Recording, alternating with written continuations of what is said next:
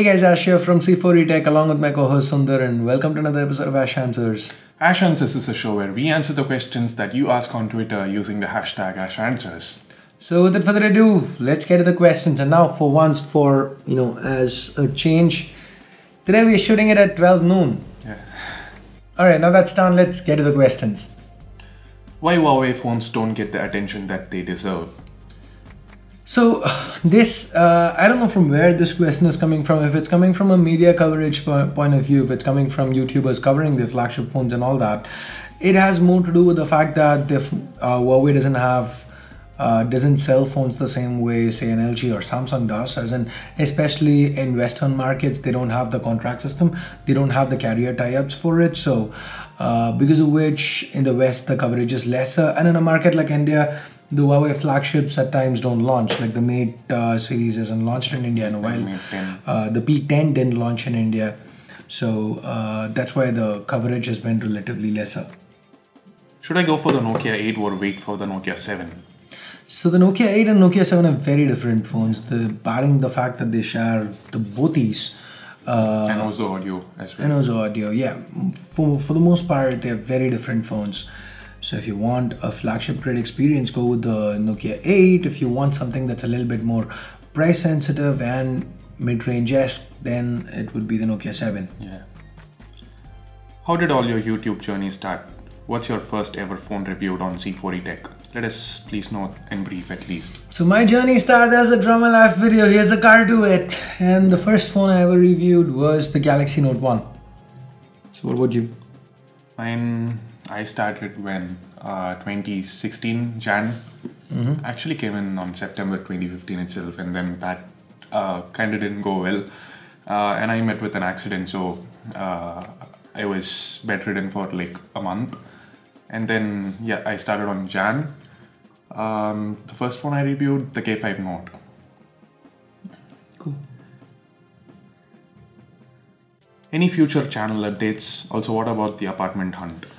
Okay, let's get both these done. So future channel updates. So if you've seen, we've been unboxing way too many devices. At least that's what I feel in the past few months. So I'm gonna be turning that down. We're gonna be sticking to around 3 to 4 phones a month at max, and probably do a little bit of other stuff. And as far as the house update goes, the advance has been paid, the bank stuff is ready. I should be signing papers next week, so probably next Ash Answers I'd be a homeowner. I already am. I'd own a second home. So yeah, that's there. So channel updates wise, we have upgraded our lighting, sound, not for this set. Again, here also we've gone LEDs from CFLs. But the other set that you've been seeing, we've upgraded that a lot. Yeah, so that's and the videos that we're doing, we're gonna be tweaking stuff a little bit. Next month, PC builds are back. C4 apps and C4 games are about to return as well, and PC builds are closer than you actually know. So yeah, let's say things are gonna change drastically by 2018, and you're going to start seeing a lot of those changes being implemented from, this is October, November. Bought Galaxy S7 in the Big Billion sale. Now trying to exchange it with a 4-month-old OnePlus 5 by paying 3K more. Should I? What do you say? I don't think so. Why would you exchange it? I mean, paying 3K more, if you like the OnePlus 5 so much and if you're getting it like free, I mean, after exchange, then maybe yes. But if you have a great device in your hand, I don't think this is worth an upgrade. Yeah, I'd agree. I wouldn't want to swap a S7 for a OnePlus 5. Again, a new S7 for a 4-month-old OnePlus 5 after paying 3K more. Yeah. How much does the S7 retail for right now? 35 to 40, I guess. It was 29K on 29, Flipkart, yeah. During the sale. Okay, let's even assume that it's available for 30 somewhere right now. Even then, it's like a 30 phone, 33 phone. Let's forget the brand names, guys. It's just a 1 month old or a few days old, or let's say 2 week old 30,000 phone and a 4 month old 33,000 phone. Swapping it, maybe, but paying 3K more, you could have bought the OnePlus 5 to begin with, right? Your thoughts on the display issue of Pixel 2? It's actually the Pixel 2 XL that has Pixel display 2 issues, XL, right? yeah. The Pixel 2 XL, the POLED display that, well, it seems to be more of how Google has calibrated it. Yeah. They're going for a more natural tone with the display, and given that we're used to a little bit of saturation on OLED displays, people have been having issues with it. And again, with quality as well, some people have been reporting issues. We haven't seen the viewing angles haven't been... yeah, viewing angles, again, that's the difference between, like, in the past it used to be the same, like a Galaxy S2 or something, but Samsung has been doing AMOLEDs a lot longer than LG's been doing POLEDs, at least in the mobile form factor. So, again, we haven't seen, used or even seen the phone, like, held it in our hands. So it's very difficult for me to comment on that, but it seems to have more with there are two things. One is the POLED technology itself, but then again, why I would tend to feel that it has more to do with Google's calibration is because the V30 has a POLED display as well, and we haven't seen this kind of complaints about the V30. So again, ask me again once I get my hands on the Pixel 2 XL. And Google did mention that they'll be coming up with a new display calibration option in future updates anyway. Worth upgrading to the Mi A1 from the Moto G4 Plus? Yes, hell yes. Are you gonna do AMD Threadripper build? Like I said, it is. I was not supposed to say that and answer that in that question, but anyway, sooner than you expect. This is something that's in the works. I'm really trying to do a Threadripper, or we might just do a Ryzen build, regular old. But something or the other is happening in the next few weeks. What's your subscriber goal at the end of 2017? I'd be happy with 900,000 on C4 Tech, 100,000 on C4 Tech Tamil. So, yeah. Okay. 1 million altogether. How often do you get recognized in public? I don't really go out in public a lot. It's been like work and home. Not that home's different from work. I do travel between home and work, but that's like 1 kilometer. So, but then again, it's like once every couple of months or something. Okay. What about you? Yeah, same. I go out more frequently and probably meet with 1 or 2 guys. If it's a very crowded place like a mall or a movie theater, then yeah. Thoughts on Huawei Mate 10, and what do you think about new Kirin processor better than 835? The old Kirin processor did give good competition to the 835, as in especially with rendering speeds. The P10's Kirin 960. Honor 8 Pros, whatever 960. It's 960 anyway. The Honor 8 Pros 960. 60 versus the OnePlus 5 is 835. 835, the processing time was faster. Even the overall time was faster. Yeah. Especially the processing time, that's where the 960 is shown. So I really think the Mate 10, the 970 would give strong competition here. It is not much, there's not really much to talk about the CPU, because I'm almost quite sure that it would do better unless and until it's a really awkward scenario like Snapdragon 805 to 810, where 810 had so many issues. I think Kirin would do well, but it's got more to do with how's that GPU going to perform. The G72 is what they are using. A 12-core G72, G73? G72. 73. Yeah, I'm not sure. I'm not sure. It's the G71 on the last gen. Yeah. Whatever, they used a 12-core G something. Samsung used a 20-core G71, I think. And now they've got a 12-core G72. Yeah. Or it's 2 and 3. I'm not not sure, but whatever it is, I want to see how that holds up. It's always been the GPU that's been a problem for whether it's Exynos or Huawei Silicon, and that's where it is. That rather than it being a problem for them, it's just been that Adreno's been so damn good for Qualcomm. Yeah. So that is something I'm interested in checking out.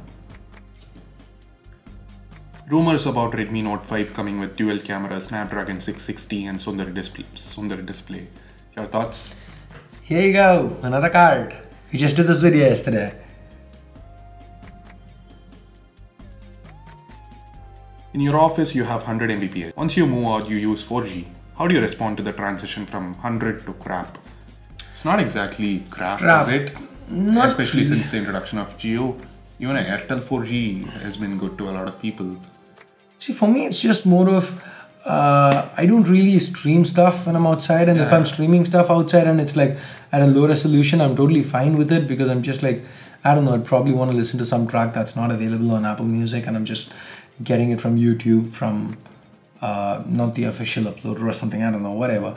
In office, we have a lot of upload and download stuff going on, which we don't on our mobile phones when we are out.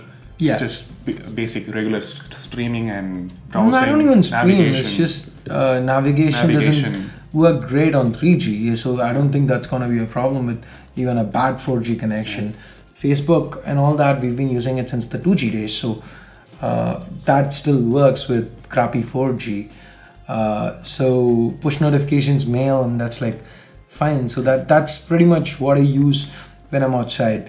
I would love to see better speeds because then that would let me live stream outside. The one time we tried to live stream off a 4G connection, it still worked. Wasn't great, but still managed to kind of work when we were at Yeliguri and we did a stream from there. But yeah, I'm just good as long as I don't have to be like too sensitive, as in close the data connection whenever I put it back in my pocket. So which I used to do when I had 3G. When the plans were like 1 GB, 250 rupees per month. Yeah. Please provide top apps and games every month. Personally, Sundar does it so well. So like I said, that is something that's making a return. C4E apps, C4E games return next month.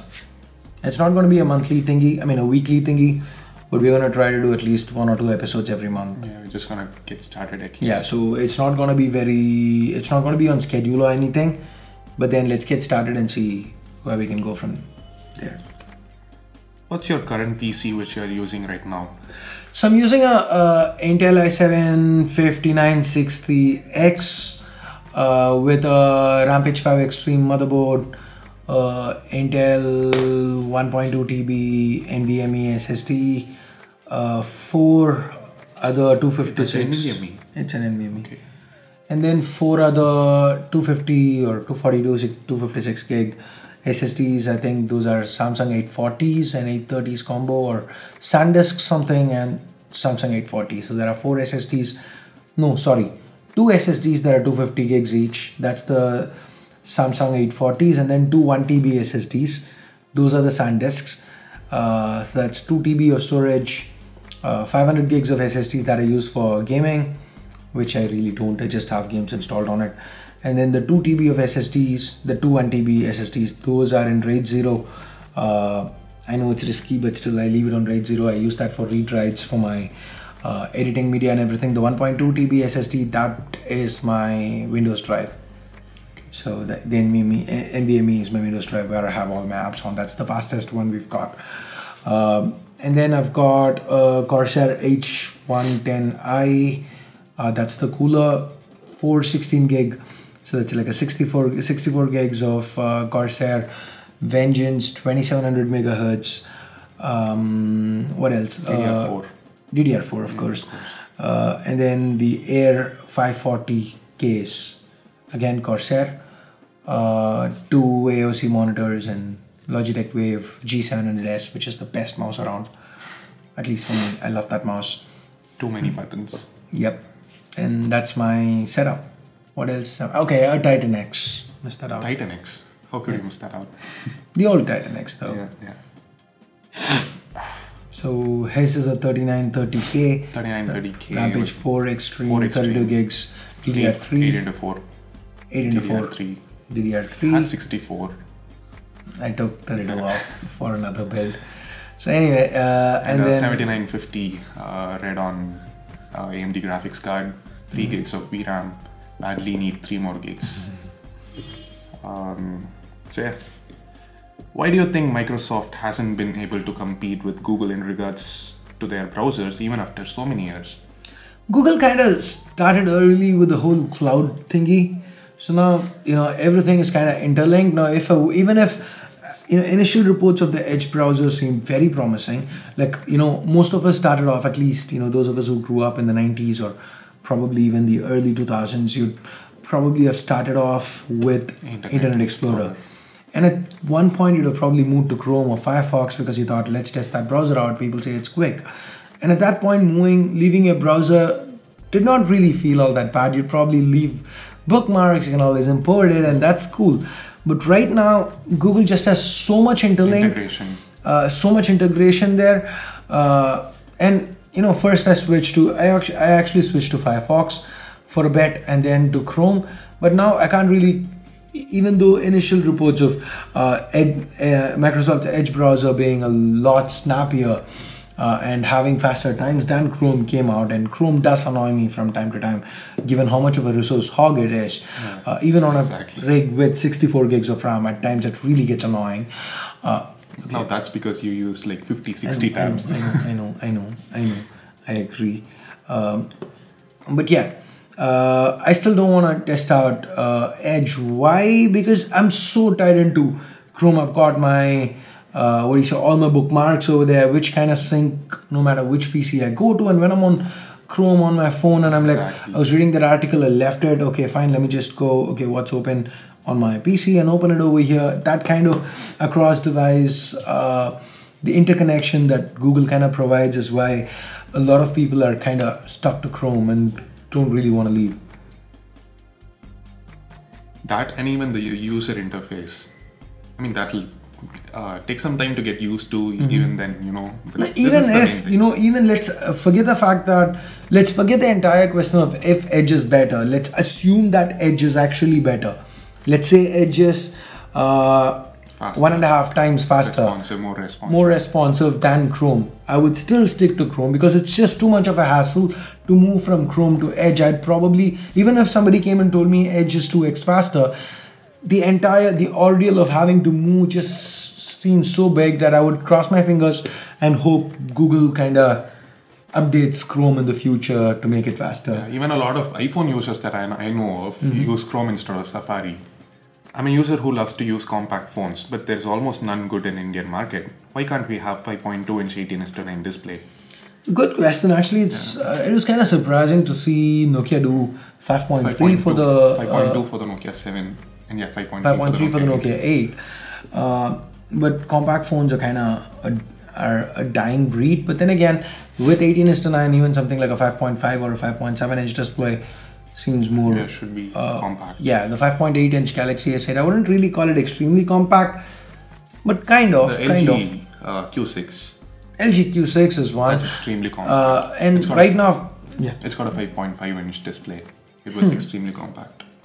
And the Redmi Note 5 is rumored to be coming with a 5.5-inch display with 18:9. That should actually be compact. I don't know. Let's see. I was very interested in the Sharp Aquos thingy that I was reading about yesterday. I don't remember the exact specs. It was a 4.7 and a 4.9-inch 18:9 display. It was kind of like the essential phones, kind of with a front camera curve there. That's something I'd really like to test out, but then sadly it's available only in Japan, so until someone decides to go to Tokyo to pick it up for me, it's just not gonna happen.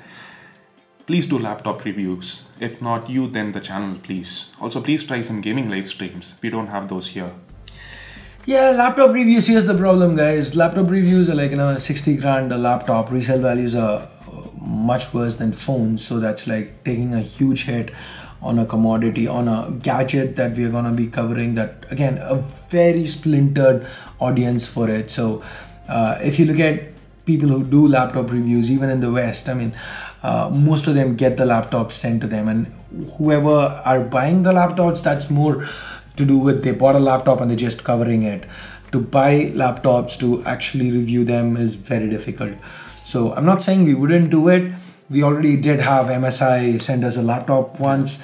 I'm just thinking the more we do PC builds and stuff, the more we get in touch with those brands, and we could probably talk some brands into sending us loaner units that we could test and probably bring you coverage. But then this is again in the future, probably sometime next year or maybe the year after. I don't know. It's not something we are actively looking for, but I'm just saying there is hope that we still can't cover all the laptops, as in a lot of laptops or something, but some of the interesting ones. Okay.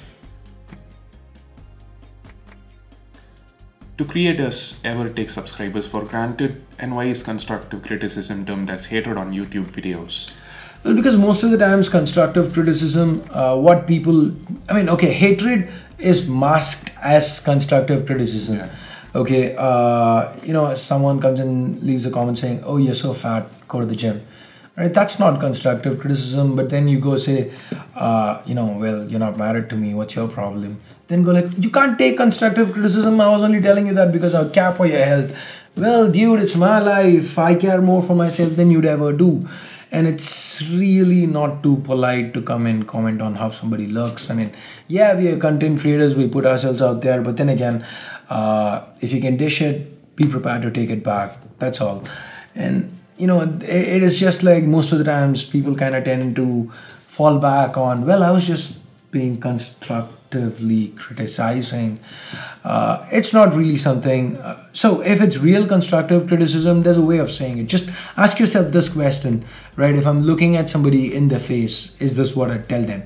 If the answer is yes, then in all probability we take it properly. Most creators, I would at least. If it's not something you tell somebody to their face, if that's not the way you talk to your friend, then that shouldn't be the way you should be talking online. Just because you're anonymous doesn't, you get what I'm saying. Does Sundar vape? I think he did once. I didn't know. For that video. Really? Some video. I don't think so. You did it for some video, I think. You did? Nope. Okay, I don't know. I picked this question because of some video I wasn't there. And it wasn't a video. It was just when we were talking. You did? Before C4E Tech. Okay. Yeah. I don't know. Before I came to C4E Tech. Okay. Okay, and I by the way, didn't even know how to do it. So. Okay, and by the way, uncle and auntie, if you're watching it, I have absolutely no clue. I deny any knowledge. You won't watch it. Don't meet them. Alright, that's it. So those are all the questions that we picked for today's episode of Ash Answers. If you think the runtime is too little, well, I'm sorry, we've got way too many stuff packed up and I really didn't know when we were going to shoot it. I wanted to squeeze it in. I didn't want to push it to the end of the day, so decided to do something a little shorter this week. If you'd want to see longer Ash Answers, give this video a thumbs up. Let me know in the comments below. We will try to get that done. Live. Huh? Live. What live? Wednesday. I don't know which day we're doing live, so hence no plug for live. So I guess that's it, guys. Quick little episode.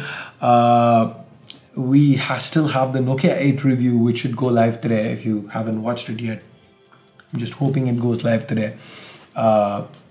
So we still have to work on that, but if we work on the Nokia 8 review, by the time we are done, it's gonna be 8, 9 in the evening, and then by the time we are done with this, it's gonna run to 11 o'clock in the night. So wanted to put it at the opening of the day, and I walked into work by 4 a.m. today just to make sure everything gets done on time.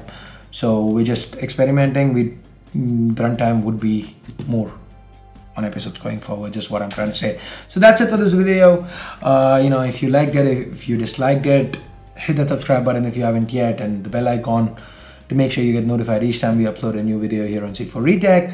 So that's it for now. Thanks a lot for watching. Till next time, this here is Ash along with my co-host Sundar signing off. You guys have a great day. Bye bye.